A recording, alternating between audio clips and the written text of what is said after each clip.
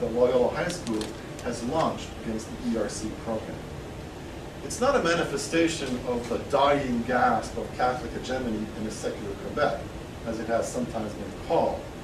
Rather, I would propose, it's a reaffirmation of local religious knowledge, of the specificity and non-comparativeness of the religious experience, and of the state's ultimate powerlessness in legislating otherwise.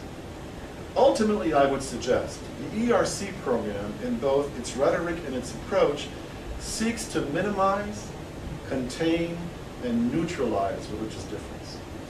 Even though its goals of openness to diversity and otherness might certainly be laudable and necessary, it still occupies an ambivalent social space where the religious ultimately stands as problematic, requiring reframing and correction.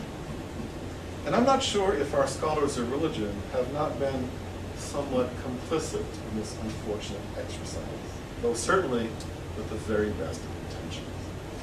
And I'm also not sure it's the place or role of religion to be forming good citizens for the state. How is that different from good old-fashioned imperialism in the 19th or early 20th centuries? It may strike us as a bit strange to think of Quebec Catholicism as a type of local knowledge, considering its overwhelming historical predominance. But this is becoming more and more the case in a society which looks upon this particular religious tradition as something worthy of patrimonial status.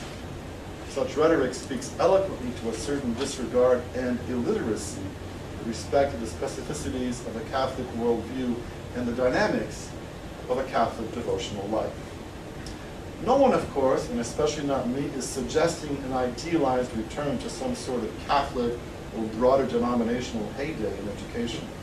But the question must be asked if the ERC program is not, in some perverse way, the beginning of the end. Last week, at the annual meeting of the Religion and Diversity Project team here in this very same room, there was an interesting panel that looked at various manifestations of cultural divisions in Canadian religious life.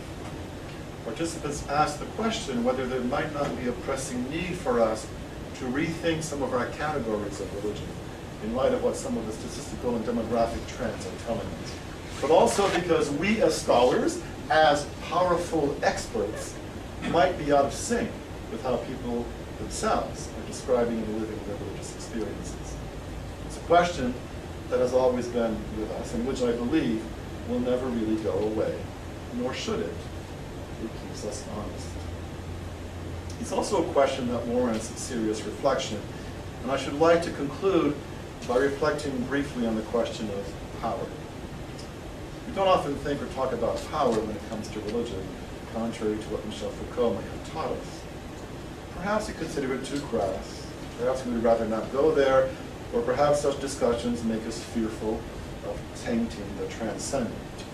But as with law, which often cloaks power and privilege in the rhetoric of some greater, more egalitarian good, religion can also mask. And so, I throw out three questions for our consideration. First, what is the power at stake in the ERC program? That of the state, or that of the religious studies experts? Two, can such power be seen as being intellectually coercive with respect to the religious lives of youngsters? And three, how is this power deployed? As inclusive, or rather, as exclusionary state privilege?